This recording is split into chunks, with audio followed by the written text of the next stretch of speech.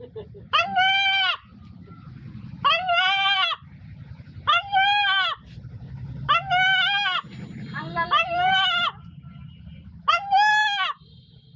কণ্ঠে আল্লাহ আল্লাহ ডাক শুনে অবাক হওয়ারই কথা, কিন্তু এমনটাই ঘটেছে পাবনার ঈশ্বরদী উপজেলার ডিগ্রিপাড়া এলাকার সাইদুর মোল্লার বাড়িতে। এখন তার বাড়িতে প্রতিদিনই ভিড় করছেন দূর দূরান্ত থেকে আসা কৌতূহলী মানুষ।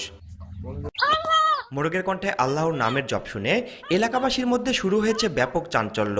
আশপাশ থেকে প্রতিদিনই অনেকে আসছেন এমন ঘটনা দেখতে। বিস্মিত এলাকাবাসীর দাবি এটি সৃষ্টিকর্তার বিশেষ কুদরতি খেলা। আমরা জন্মের পর থেকে এগুলা শুনিনি যে মোরগের মুখে থেকে আল্লাহ আল্লাহ ডাক, এগুলো সবাই বাস্তব মনে করেছে যে কি একটা এই যে মোরগের মুখে আল্লাহ আল্লাহ ডাক শুনছি। সবাই দেখতে আসতেছে, শুনতে আসতেছে, বিভিন্ন জেলা থেকে লোকজন আসতেছে, দেখতেছে, আমাদেরও ভালো লাগতেছে। আজ 1 মাস হলো হলিপাড়ে গায়ে মোরগটা আল্লাহ আল্লাহ করে ডাকে, তে আশেপাশের 10 গ্রামের থেকে সবাই আসে দেখতে। তা আমরাও প্রত্যেক দিনই আসি দেখতে, তে দেখি সত্যই আল্লাহ আল্লাহ করে ডাকে। আমরা যখন মোরগটা হাতে নেই তখন আল্লাহ আল্লাহ করে জিকির করে।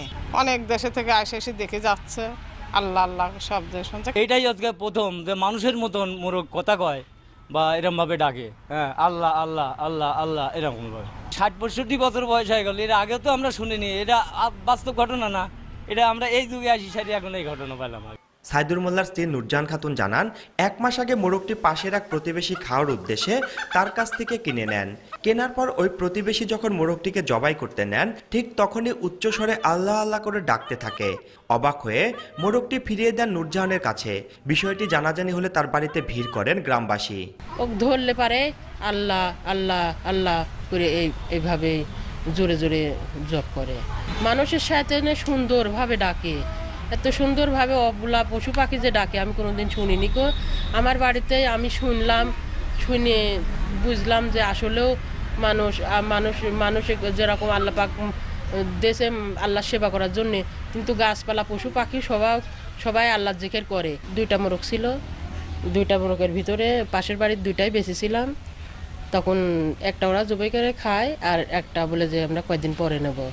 তো এই মোরগটা 7 দিন পরে ধরে দিতে যায় আমার হাত থেকে আল্লাহ আল্লাহ জপ করতে লাগলো। মনে করেন ওরে কাছে যায়ও বললো। তারপর ওরাও আর নিল না যে এই মোরগ আল্লাহর নাম জপ করতেছে, এই মোরগ জবাই করাও যাবে না, খাওয়াও যাবে না। আমিও বাড়িতে আসি সবাই বললাম, সবাই নাকি আবার ধরে দেখলো যে আসলেও সত্যই। সবাই বললো যে এই মোরগ আর জবাই করো না কো, খায়ও হচ্ছে গা বেঁচেও না কো। তো আমার বাড়িওয়ালা বলেছে যে এভাবে যতদিন আছে ও বেঁচে আছে আমার বাড়িতেই থাক, আমি আর বেচবো না কো। প্রাথমিক 3টা ছিল আমার বাড়িতে এই মোরগ। একটা আমি নিজেও জবাই করে খাইছি, একটা পাশের বাড়ির ভাগ্নে জবাই করে খাইছে। এটা ওইতেই লিছিল দাম দর করেই যে মামা তোকে আমি এই কয়টা টাকা দেবো, তুই আমার মোরগটা দিস আমি খাবো। তারপরে জবাই করতে ছোটো ছেলে আর মাঝিন ছেলে নিয়ে যাতে লাগে, ডাইরেক্ট সে আল্লাহ আল্লাহ বলতে থাকে। তখন তারা বলে যে মামানি মোরগ আমরা জবাই করবো না কি খাবো না। দেখুন তাহলে আমার মোরগ আমি আমার কাছে ফেরত দে, আমি ওকে বেচবও না, জবাইও করবো না। আল্লাহ যে কয়দিন হায়াতের দুনিয়ায় বাঁচা রাখে সে ঘুরুক আর খাক। আল্লাহর নিয়ামক হিসেবে মোরগটি কণ্ঠে আল্লাহর নাম নিচ্ছে বলে জানান স্থানীয় মাদ্রাসার শিক্ষক। পৃথিবীতে এরকম কিছু কিছু আল্লাহ মাখলুকত দিয়ে অনেক সময় কিছু অলৌকিক ঘটনা তুলে ধরে এবং আমরা দেখতে পারি। আরও অনেক প্রাণীদের মধ্যে অনেক আল্লাহর কিছু অলৌকিক ঘটনা ঘটে থাকে।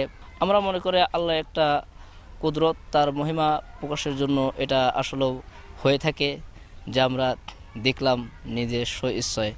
আমাদের বৈজ্ঞানিকভাবে ব্যাখ্যা করা সম্ভব নয় ঘটনাটি অলৌকিক কিনা, এ বিষয়ে নিশ্চিত হতে গবেষণার প্রয়োজনীয়তার কথা জানান উপজেলা প্রাণী সম্পদ কর্মকর্তা।